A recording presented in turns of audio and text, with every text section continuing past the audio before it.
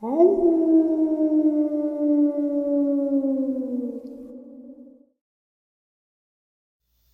greetings and salutations, everyone. I hope everyone is still doing well. Welcome to this early morning or middle of the night bonus upload. Before we jump into it, a couple quick links. As many of you know, I rely on Patreon, PayPal, channel membership, and the merch to help the channel to continue to grow and go. Links to Patreon, PayPal, and channel membership is in the description below. Merch displayed directly under the video. Also, Dogman Frightening Encounters, Volume 1 through 3, the audiobook versions. They were written and researched by Tom Lyons, narrated and produced by me, Jeff Nadolny. Those audiobooks, well, they're available on Audible, Amazon, and iTunes, links to which are also in the description as well. And finally, last but definitely not least, if you'd really like to help support the channel to continue to grow and go, simply subscribe. It does not cost a cent. Click the like button. It takes half a second. If you don't want to miss out on any of the informative uploads that I put out daily, click the bell icon. And folks, please leave a comment and share the video. Why? Well, because all of these things, they really do help the channel to continue to grow and go. They definitely do matter, and they are appreciated. And with that, I have taken far too much of your time. Let's jump in to this early morning, middle of the night bonus upload, shall we? So I got to thinking yesterday while I was sitting there, after watching a YouTube short about the Lovelock Cave and the giants that were found in that cave, these red-haired huge giants. Also, besides those, there was a couple of other very strange, large skeletons found there as well. But I then started to think about the dumbs in America. One being Dulce.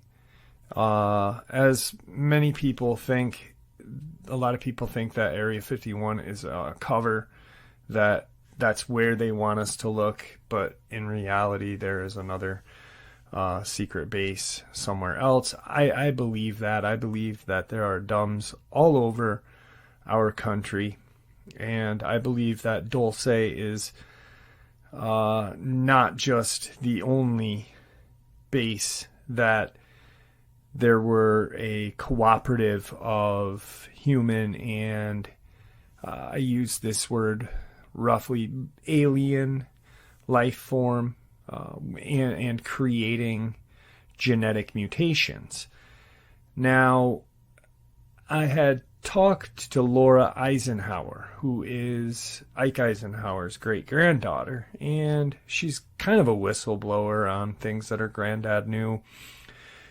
And I said, hey, what do you think about these crawlers?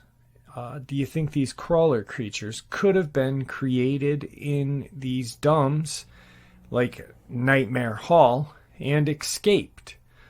And she hadn't really heard about crawlers because cryptids aren't her thing. But if you really look at a crawler and you think about what these air quotes aliens look like and humans look like and what these creations, I mean, they were just doing, according to a lot of whistleblowers, just horrendous genetic atrocities. So in actuality, it wouldn't be that far-fetched. Now, then I started to think about, so I'm thinking about these red-haired giants here in America at Lovelock. Then I start to think about the red-haired giants over in the Middle East. And I had remembered an upload that I had done, and I'm going to share a couple of these things with you just so you guys can get the feel of it. And then this is just something for you guys to kick around. But I'm going to hit you with a bunch of information and let you know what I feel, or an idea that I have, or a theory that I have, and let you guys think about it and come up with your own. So let's get into it. One thing that I do want to emphasize before I share some info with you is what I'm thinking, or what I was thinking yesterday while I was just jotting all this information down and theory down, is what if the red-haired giants were, because there is supposed information that the red-haired giants in the Middle East were using ancient technologies that were equal to ours. All right. So then I started to think about, well, dogmen are huge, right? But they're not as big as these giants were supposed to be. And what do humans have as their best friends, as their protectors? Dogs. What if these giants, thousands and thousands of years ago, genetically created dogmen to protect them? I don't know. Broad theory, but here's the information. On April 12, 2017, the United States Air Force dropped the largest conventional bomb in the Pentagon's arsenal to flush out Islamic State terrorists, according to official Pentagon reports. However, insider testimony suggests another reason for the use of the Moab bomb. The undisclosed goal was to flush out, capture, or destroy giants hiding in Afghanistan's ancient cavern system, who possessed technological secrets going back to the origins of human civilization. The massive ordnance air blast bomb, Moab, aka Mother of All Bombs, contains 21,600 pounds of explosive and has a mile-long blast radius. The intercepted report that the Moab was not used by the Bush administration back in 2003 due to fears of collateral damage. President Trump appears to be living up to his pledge to bomb out ISIS. But is he? Are ISIS terrorists the real target, or just a cover for the undisclosed enemy? A threat Trump may not have been briefed about, but one locked in the crosshairs of the deep state that is really behind the Pentagon's attack. A number of whistleblowers have come forward with stories of giants hiding in Afghanistan and other locations, where these giants are currently awakening from stasis chambers. They have been asleep for thousands of years. Secret Space Program whistleblower Corey Goad was among the first to publicly disclose the existence of stasis chambers that have been holding perfectly preserved giants for millennia. In August 4th of 2015 interview, Goad disclosed how he accessed information on smart glass pads during his covert service about these sleeping giants and the technology of the stasis chambers that were preserving them. Goad said, when I was in the program, the Secret Space Program, when I would have time to sit and look at the smart glass pad, there was lots of information that I looked at. And one of them was that there were beings that were found underneath the surface of the earth, usually underneath mountains, burial mountains, Indian burial mounds, that were not dead, but were not quite alive. They were called stasis beings, and it turned out that they had been using technology that had been there long prior from this group they called the Ancient Builder Race. So, it didn't put these beings in stasis that a lot of us would think of as in being frozen, but it just changed the way they experienced time. They would probably go to sleep for maybe 20 minutes and 30,000 years or so would pass by.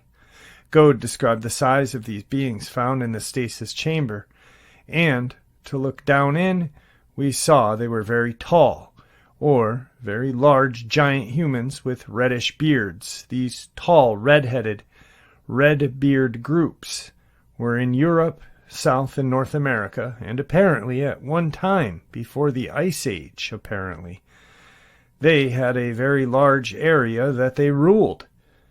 According to Stephen Quayle, who has written several books about giants, elite United States military forces have been stationed around the world, including Afghanistan, to locate the giants. He cites elite military personnel who have spoken to him about battles with these giants. During one of Quayle's interviews, one of his military informants called in and told the audience about an incident in Afghanistan involving a deadly encounter between a 12-foot giant and the United States Special Forces. The informant claimed that the giant had killed 9 members of the elite team sent to capture it, and it took a second team to arrive and finally kill that giant. There are similar stories from another Special Force operative stationed at MacDill Air Force Base who had served in Afghanistan and is knowledgeable about the secret war to capture and kill giants. Quayle uses biblical sources to support his analysis of these giants and what they meant for humanity in the current era. Basically, he views them as the biblical Nephilim, who are offspring of the fallen angels who interbred with humanity, as mentioned in the book of Genesis. The Nephilim were on the earth in those days and also afterward, when the sons of God came into the daughters of man, and they bore children to them. These were the mighty men who were of old, the men of the renown. There are multiple biblical passages that refer to the giants, or Nephilims, and the wars waged against them by the ancient Israelites. So they brought to people of Israel a bad report of the land that they had spied out, saying, "The land through which we have gone to spy it out is the land that devours its inhabitants. All the people that we saw in it are of great height, and there we saw the Nephilim, the sons of Anak, who come from the Nephilim, and we seemed to ourselves like grasshoppers, and so we seemed to them." Numbers 13:31 through 33. The Nephilim/giants, according to Quayle, were predicted to reemerge during the end of times, and to be restored to power by the corrupt global elite who maintain bloodline connections to the fallen angels. Some say the fallen angels described in the Bible were actually extraterrestrial refugees who established a colony in Antarctica approximately 60,000 years ago. The extraterrestrials, originally from Mars, established their Antarctic colony right over the ancient builder race technology that was millions of years old, according to Corey Goad. The fallen angels/extraterrestrial refugees, pre-Adamites, according to Goad, established colonies all over the world, including the Middle East. They used genetic engineering to create hybrid offspring. The Nephilim/giants, who were placed in positions of authority to rule as proxies for the alien refugees in Antarctica. The ultimate source of power of the Nephilim/giants was the advanced extraterrestrial technologies possessed by their progenitors, the fallen angels/Martians/pre-Adamites. In a strange irony, perhaps intentional, the Bible refers to a tribe descended from Moab, son of Lot, who battled giants, called the Emim. The book of Deuteronomy says the Emim lived there formerly, a people of great numerous, and tall as the Anakim. Like the Anakim, they are also regarded as Rephaim, but the Moabites called them Emim. The Horites formerly lived there in Seir, but the sons of the Moabites dispossessed them and destroyed them from before them and settled in their place, just as Israel did to the land of their possession, which the Lord gave to them.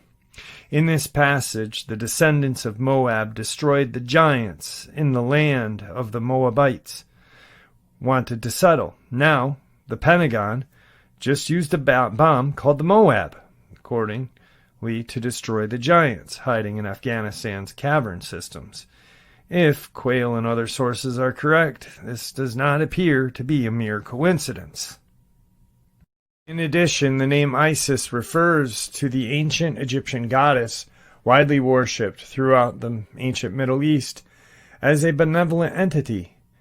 It would not be a stretch to view her as among the fallen angels / extraterrestrial refugees or Nephilim / giants that influenced human affairs through advanced technologies that made them appear godlike to humanity at the time.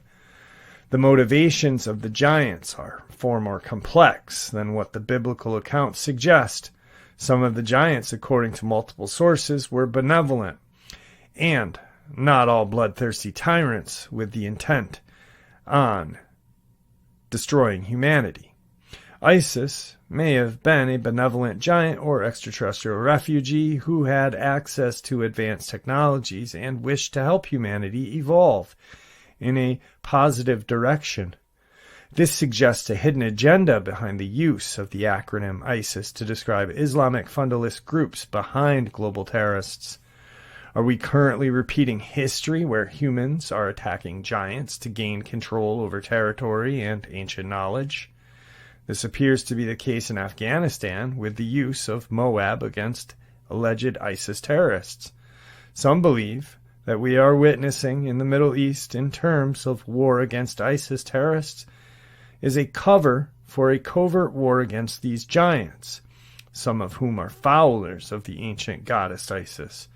On April 6, 2017, Pentagon strikes again. Syria might also be a part of this covert war being waged against the giants.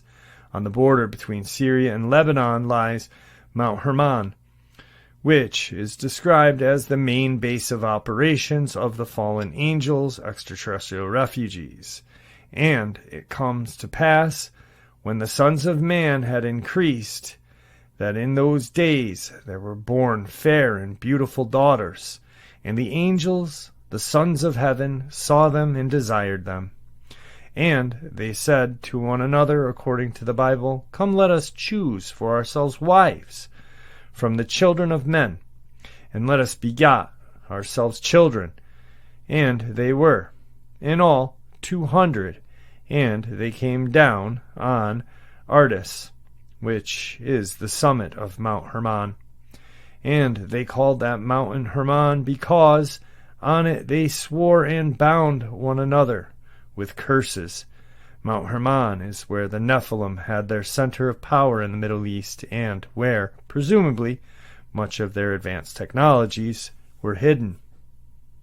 Consequently, the renewed push for the United States to enter the Syrian civil war is not driven by humanitarian concerns at all, as claimed President Trump. Instead, the real goal is for United States military forces to enter Syria and locate ancient bases used by the fallen angels / giants and gain control over the extraterrestrial technologies that are hidden there. Clearly, the surge of the United States military activities in Afghanistan and Syria is a matter of great global concern due to the loss of innocent life. What adds to such concern is evidence that giants, some of whom may be benevolent, are being secretly targeted for capture or destruction. The information that giants have about ancient human civilizations, advanced technologies, and extraterrestrial life deserves to be publicly released as soon as possible, and not withheld to further the interest of the United States military, the global elites who seek to monopolize information possessed by the giants for their own hidden agendas. I just want to touch on a couple of little things that we have already heard, but just to kind of share them again because I think it's important to hear them. We all know, of course, the one of the battles, the Giant of Kandahar in 2002. According to accounts, the giant of Kandahar, who is said to be responsible for an entire patrol going missing, stood a towering 13 feet tall and sported a shock of flaming red hair, 6 fingers on each hand, and 2 rows of teeth for gnashing, thrashing, and showcasing a smile that was undeniably dashing. Upon contact, the giant reportedly killed one of the U.S. service members with a spear, only to be vanquished by the rest of the unit, courtesy of a 30-second barrage of gunfire, according to an account on allthat'sinteresting.com. As the story goes, the soldiers loaded the giant's corpse onto a helicopter to never be seen again. Now, could this huge giant's body be housed under the Pentagon or in secret underground bases that we control? I mean, come on. Think about this. The Smithsonian was buying giant skeletons from out west, which we'll cover shortly. And supposedly their bones just disappeared. I mean, it's nuts. Story in the Middle East. While overlooking a village one fateful night, a swordsman peered through his newly mounted thermal scope. As he spanned the valley, he came across a large heat signature. He assumed it was a group of Taliban fighters huddling together around a light high up in the mountains. All of a sudden, the heat signature stood up as one being, the soldier recalled. The trees in that area grew to about 10 to 12 feet, and this thing was at least as tall, if not taller, than the trees it surrounded. The giant's stride was slow and relaxed, yet it moved with incredible speed, the soldier adds, noting that the giant's chill yet purposely vibe. It walked parallel to the soldier's position for a time before disappearing along a nearby spur. Stories of the encounter were not shared with many, the soldier reportedly said, but memories of what he had seen came flooding back after listening to a podcast. I think that's what I saw, a member of an ancient race of giants that descended from fallen angels, he wrote. Or it could be something like a Sasquatch, I'm not sure. Experience of an anonymous Air Force drone operator who was working in the northern part of Afghanistan during the war. Scanning around, doing my thing and looking for stuff, he recalls. One day the drone operator spotted 3 giants, each standing roughly 12 feet tall. There's a ruler tool that tells you how wide your crosshair is, and the people were as tall as the crosshair as wide, the operator said. This was all in mid-wave infrared at night, so they showed up as black humanoid heat signatures. For 10 minutes, the operator observed them, during which time he reported the giants tended their fire and performed other chores. You know, giant stuff. The only interesting thing was the size, the operator writes. The goats looked like cats next to them. An Australian army officer who was on sentry duty in the country's province of Urazagan recalls spotting a giant going for a leisurely stroll around a compound nearby. It was lanky and wore unusual clothing, he states. By lasing the compound, the officer estimated the giant to be about 1,800 meters away. It was not in a hurry, and I followed it for 5 minutes before it went out of my field of vision. The officer recalled, adding that he suspected the giant to be about 12 feet tall. Just looking like it was walking, he states. It was not in a hurry at all, but was aware of what was happening around it. It kept looking around, especially near the compounds. I don't know if anyone else who saw anything like it. Never told anyone about it before, but it has stayed with me over the years. All right, so not looking at it in a biblical stance. All right, I really don't like when people want to look at cryptids as biblical. Because do we look at animals as biblical? No. I mean, we don't know if these are flesh and blood yet. It's just theories. But let's just take the giants, for instance. All right. Are they hybrid creatures? Like what happened in Dulce. There was creations of these creatures, monsters, cryptids, whatever you want to call, in Nightmare Hall. Is this what happened in Afghanistan and in the Middle East? We don't know, of course, because there has not been whistleblowers like the ones in Dulce or Area 51, Lake Mead, whatever you want to say. All right, well, here's some more hybrid creatures like Dogman. In 2008, I deployed to Iraq, near the Iranian border in Maysan province. On more than one occasion, we would catch local nationals at TCPs with handguns. They were allowed to have rifles, but not handguns. It's worth noting these dudes were usually on motorcycles, felt more exposed, I'm assuming.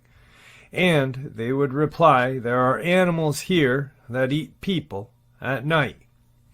Our interpreter said that the closest translation for what a couple of these guys said was something like a hyena or a werewolf, some kind of local slang for said monster. I don't know. Mid-deployment, I was on a mission right smack on the border, standing guard in the gunner's hatch of my Humvee, while the rest of the guys were racked TF out. My platoon was in a big circle around the commander's MRAP, with all of the gunners pulling watch in shifts overnight. I hear this god-awful noise like I've never heard before, like big dogs growling would sound if you were to use software to slow it down, very guttural. I look, and about 30 yards or so directly in front of me is some crazy-looking dog thing. It took a second to make out its figure, but it was oddly proportioned. Almost hyena-like, with a bulky chest, it seemed. It had freakishly long ears. I could feel the thing staring at me. After about 5 minutes or so, it made its terrifying demon dog noise again, and just turned and walked away towards the area where the closest Iranian border fort or tower was. During this whole ordeal, I was quietly stomping my foot going, "Guys, guys," trying to wake up my buddies, so I'd know I wasn't going crazy, and nobody woke up. I asked the other guys in the platoon if they saw anything that night. The following morning, they looked at me like I was retarded. This was in the middle of nowhere in the desert near the border, so I just brushed it off and never mentioned it again. Whatever this thing was walked on all four legs and looked comfortable doing so. As I said, it turned and walked away slowly, at that, almost as to reassert its dominance as if it hadn't already. I'm skeptical about anything supernatural, but I do believe there are things out there that we don't know exist yet. The type of animals who are reclusive, to the extent that the only people who encounter them don't live to tell about them. Just my opinion. No idea what it was that day. It still gives me chills thinking about it. I've searched and can find no type of wildlife native to the area that accurately fits the description. Whatever it was, it scared me very badly, and I was standing behind an M2 Browning. 2017, in Syria, me and a buddy were sentries on night shift. We were out a ways from the fob, assuring we didn't get ambushed in the night. I had thermals, and my buddy had nods. Later in our shift, I see a weird signature on the thermal over where we knew there was a flock of sheep. I didn't quite remember the details, but I just remember 1 minute there was a whole flock of sheep, and the next I'm scoping it all out, and the signatures from the sheep are gone, but there was one that was unlike a sheep. I could barely see it in the thermals, but it was definitely moving a little next to a faint heat signature. It took a bit to describe exactly where I was looking, but he figured it out. He definitely saw something in his NV also, but he didn't have an explanation either, saying it was tall, lanky, dark, and seemed like it was just fidgeting. Eventually, the heat signature it was next to slowly faded away. Also, whatever we were looking at started slowly showing up as slightly colder than ambient temperatures. I let my buddy look through my thermals, and he had no explanation either. The sheep disappeared was weird because there was no obvious place they could have gone based on our line of sight and no obvious concealment for them to hide behind. Eventually we lost visual of what we were looking at.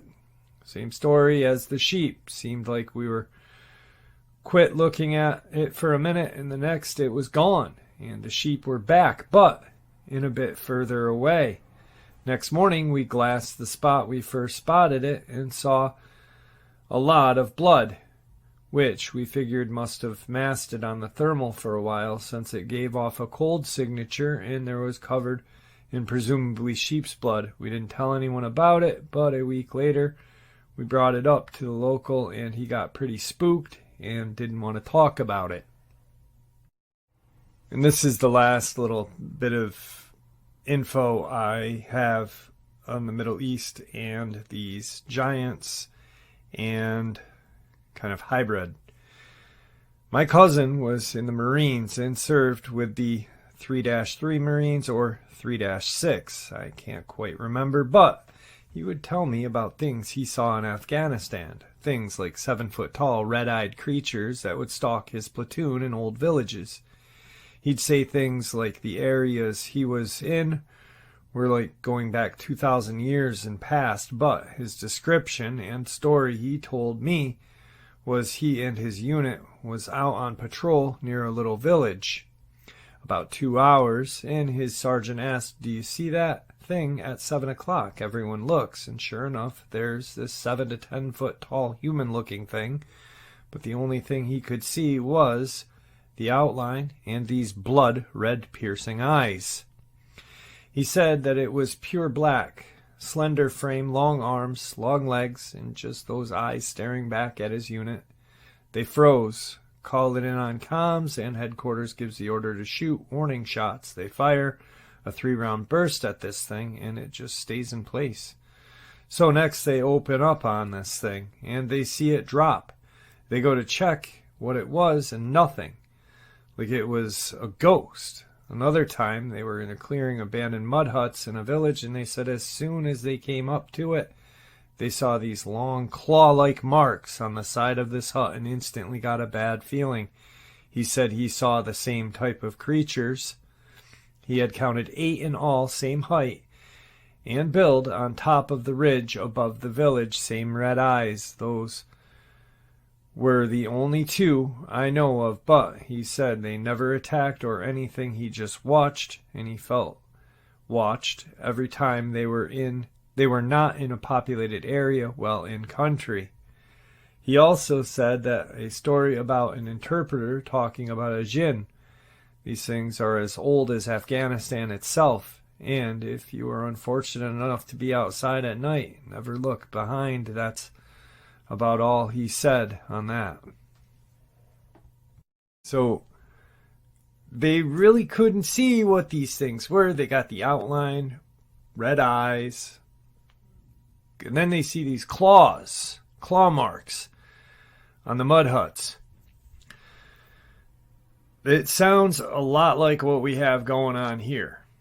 That's just my own personal belief and theory, is there's a connection.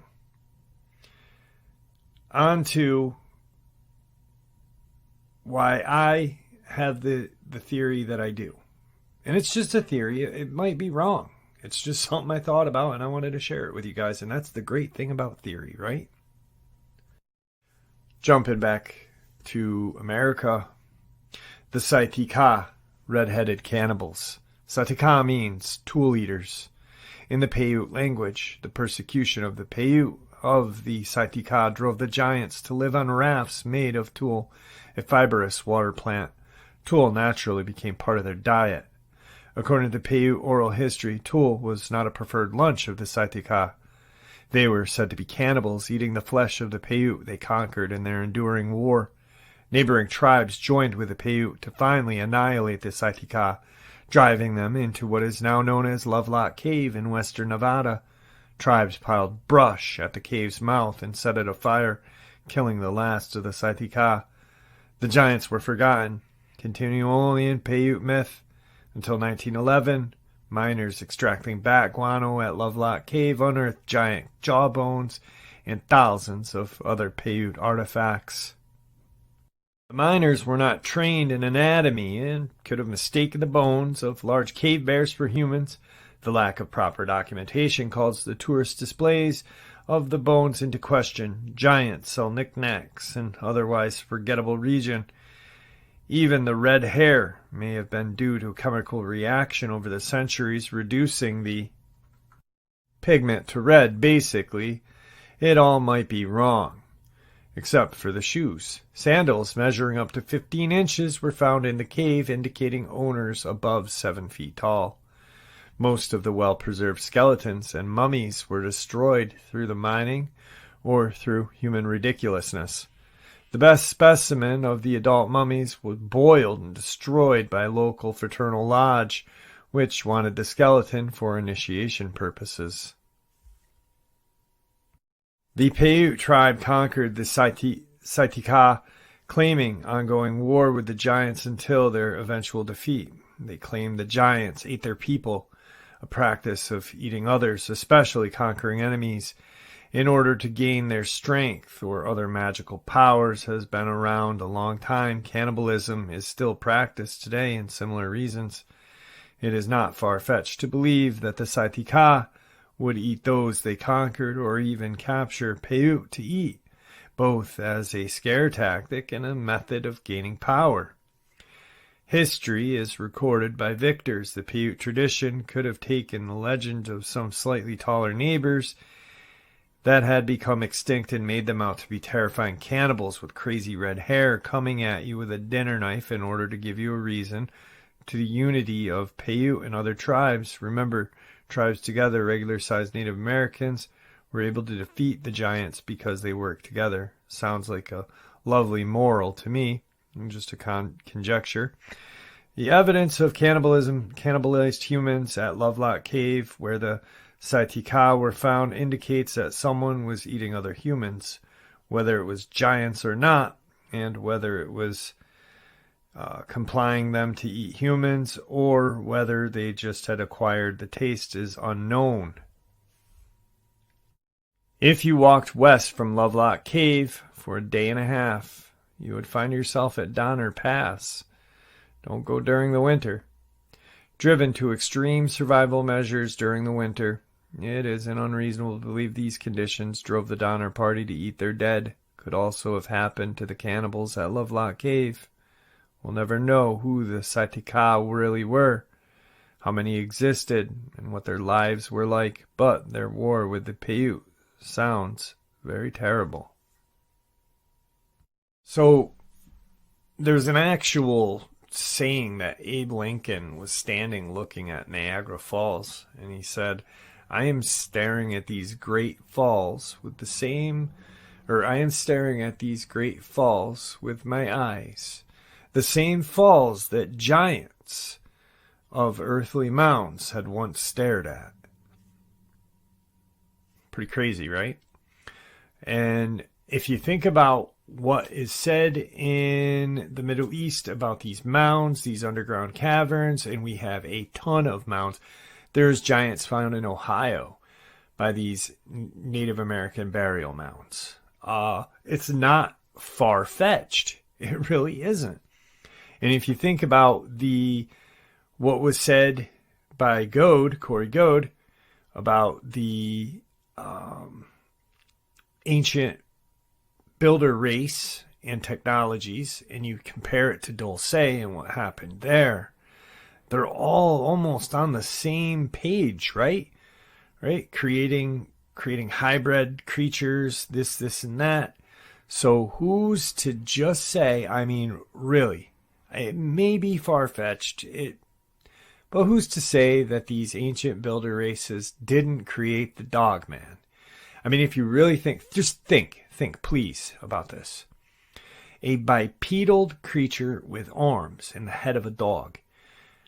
Dogs are vicious. Wild dogs. They didn't have pet puppy, look at my little puppy, oh, isn't he so cute? Oh, love him, love him. No, what they had back then were just freaking, they had North American hyenas. They had literally dire wolves. They had monsters back then. Monsters roamed this earth years and years and years ago. So what if these ancient builder races created these creatures to protect these Nephilim, these giants, these whatever? That would explain how we have bipedal creatures walking that look like dogmen today. More so than evolution or whatever, wherever they came from, we don't know. I mean, just think about it. Really think about it. And it doesn't seem that far-fetched, does it? It really doesn't. Giants, 10 to 12 to 14 feet tall. Dogmen, 7 to 9 feet. The giants still could pummel the dogmen down, but the dogmen could still protect the giants from other giants. You know what I mean? And there you have it, folks. I hope you all enjoyed today's early morning, middle of the night bonus as much as I enjoyed sharing it with you. I'd really like to thank you all for supporting the channel. After all, it is your support that helps the channel to continue to grow and go, and what gives us all a place and a chance to share our experiences and theories judgment-free. Everyone is simply treated with the respect that we deserve. Please, everyone, stay safe, happy, healthy, and ever vigilant, keeping an eye on our children, pets, family, and our friends. These creatures are real. These events have happened. Share this information with those you love and care about, and it may just help save their lives someday. Until next time, never stop asking questions, never stop searching for the truth, and God bless you all.